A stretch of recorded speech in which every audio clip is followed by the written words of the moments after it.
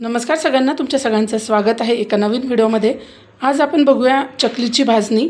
दिवाळी फराळमधला सगळ्यांचा आवडीचा पदार्थ म्हणजे चकली, त्याची भाजणीचा व्हिडिओ आपण आज बघूया। त्यासाठी बघा मी इकडे घेतलं आहे 1 किलो तांदूळ, येथे त्याचे अर्धे म्हणजे अर्धा किलो चना डाळ घेतलेली आहे, पाव किलो ही इथे उडदाची डाळ घेतलेली आहे आणि अर्धा पाव मुगाची डाळ ही।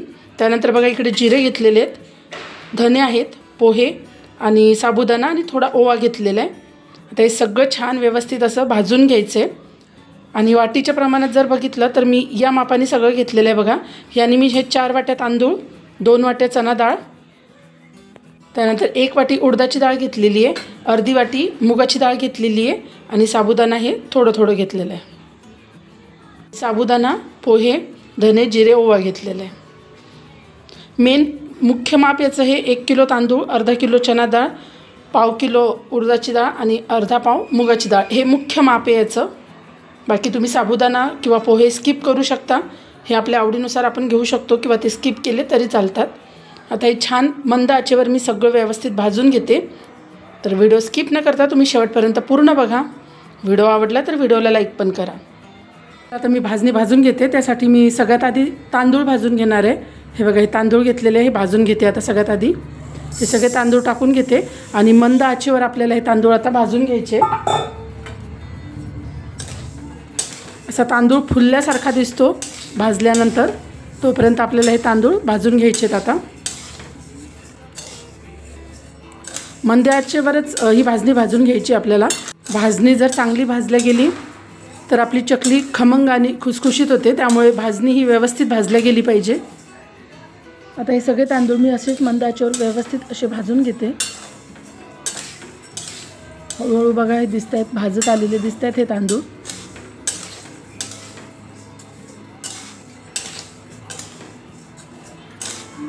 बघा इथे आता तांदूळ भाजत आलेले दिसत आहेत, तांदूळ भाजून झालेले आहेत आणि आता हे तांदूळ एका परातीमध्ये मी काढून घेते। सगळी भाजणी आपल्याला भाजून झाल्यानंतर ह्याच परातीमध्ये आता काढून घ्यायची एक एक करून। बघा हे सगळे तांदूळ भाजलेले मी या परातीमध्ये आता काढून घेतलेले आहेत। आता यानंतर यामध्ये मी भाजून घेणार आहे हरभऱ्याची डाळ, चना डाळ। तांदूळ भाजून झालेले आणि आता चना डाळ भाजून घेते, ही पण आपल्याला सेम मंद आचेवरच भाजून घ्यायची आहे।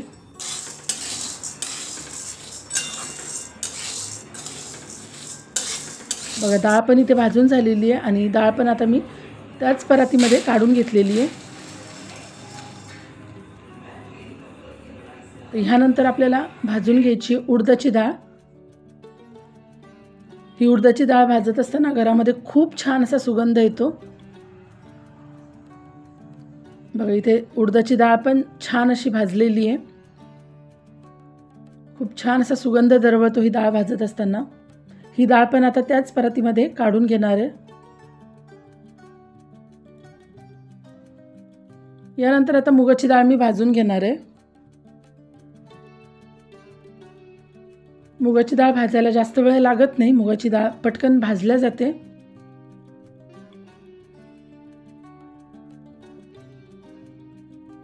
ही डाळ पण आता व्यवस्थित अशी भाजून झालेली आहे बघा, आणि ही डाळ पण आता त्याच परातीमध्ये मी काढून घेते।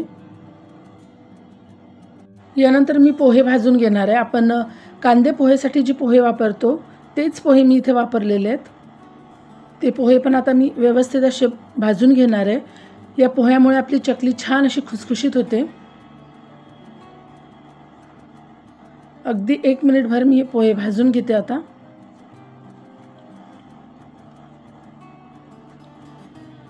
बघा हे पोहे पण आता व्यवस्थित असे भाजून झालेले आहेत आणि हे पण सेम ॲज परातीमध्ये मी काढून घेते। त्यानंतर आता मी भाजून घेणार आहे साबुदाणा।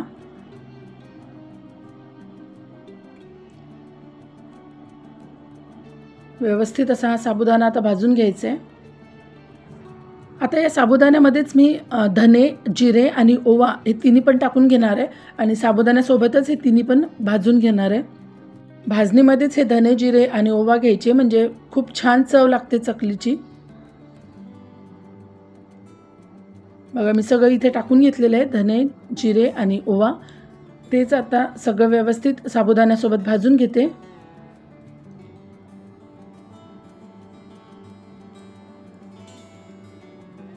आणि हे सगळं भाजून झालं आहे आणि आता याला पण परातीमध्ये काढून घेते। इथे ही सगळी चकलीची भाजणी माझी भाजून झालेली आहे। मी सगळं मंद आचेवर व्यवस्थित असं भाजून घेतलेलं आहे आणि ही चकलीची भाजणी इथे तयार आहे बघा। आता ही चक्कीमधून किंवा गिरणीमधून दळून आणायची आहे। बघा ह्याप्रमाणे मी गिरणीतून ही दळून आणलेली आहे भाजणी। आता या पिठाच्या भाजणीच्या चकल्या मला करायच्या आहेत। जवळपास 2 किलो पीठ आहे। आता यातलं मी 1 किलो पीठ आता घेणार आहे आणि 1 किलो पिठाच्या चकल्या मी नंतर करणार आहे। बघा इथे मी पीठ भिजवून घेतलेलं आहे। 1 किलो पीठ मी घेतलेलं आहे आणि 1 किलो ठेवलेलं आहे तसंच। आणि पीठ भिजवताना मी त्यामध्ये टाकून घेतलेले लाल तिखट, हळद, मीठ, त्यानंतर वरून पण थोडा मी ओवा टाकलेला आहे, तीळ टाकलेले आहे, तेलाचं मोहन टाकून घेतलेलं आहे आणि कोमट पाण्याने ते पीठ भिजवून असे छान काटेरी चकल्या मी पाडून घेतलेल्या आहेत बघा। आणि आता ह्या तेलामध्ये तळून घ्यायच्या आहेत। चकलीची भाजणी जर व्यवस्थित भाजली गेली तर ती छान काटेरी अशी चकली पडते आणि मध्येच तुकडा पडत नाही चकलीचा। आता या चकल्या मी तेलामध्ये सोडून घेतल्या आणि व्यवस्थित अशा या चकल्या मी आता तळून घेते। चकल्या तळायला तेल थोडं जास्तच घ्यायचं। बघा इथे सगळ्या चकल्या मी टाकून घेतलेल्या आहे आणि अलटीपलटी करून ह्या सगळ्या चकल्या आता व्यवस्थित अशा तळून घ्यायच्या आहेत।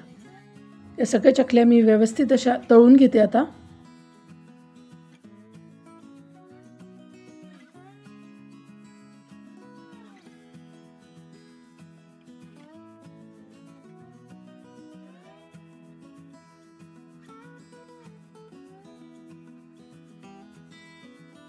ह्या चकल्या आता व्यवस्थित अशा तळून झालेल्या आहेत बघा। आता या चकल्या मी काढून घेते आणि याचप्रमाणे मी सगळ्या पिठाच्या चकल्या पाडून अशाच मी तळून घेणार आहे आता। ते 1 किलोचं पीठ मी मुद्दामून ठेवलेलं आहे कारण ताज्या चकल्या चवीला खूप छान लागतात। त्यामुळे ह्या चकल्या संपल्यानंतर त्या चकल्या गरम गरम करून खायच्यात मस्त। दह्यासोबत ही चकली खूप छान लागते। दही आणि चकली खूप मस्त कॉम्बिनेशन आहे। कसा वाटला तुम्हाला आजचा हा चकलीचा भाजणीचा व्हिडिओ कमेंटमध्ये नक्की सांगा। व्हिडिओ आवडला तर व्हिडिओला लाईक आणि चॅनलला सबस्क्राईब जरूर करून घ्या। बाकीच्या पण चकल्या मी अशाच तळून घेते आता। बघा किती छान चकली तेलामध्ये टाकल्या लगेच वर येते बघा। व्हिडिओ बघत तुम्ही जर इथपर्यंत आलाच असाल तर व्हिडिओला लाईक करून घ्या। त्याचबरोबर तुम्ही जर चॅनलवर आज पहिल्यांदा व्हिडिओ बघत असाल किंवा चॅनलला तुम्ही अजूनही सबस्क्राईब केलेलं नसेल तर लगेच चॅनलला सबस्क्राईब करून घ्या। किती छान चकल्या झालेल्या आहेत बघा। मस्त काटेरी आणि गोल गरगरीत अशा ह्या चकल्या तयार आहेत। परत भेटूया अशाच एका छानशा व्हिडिओमध्ये। व्हिडिओ शेवटपर्यंत बघितल्याबद्दल धन्यवाद।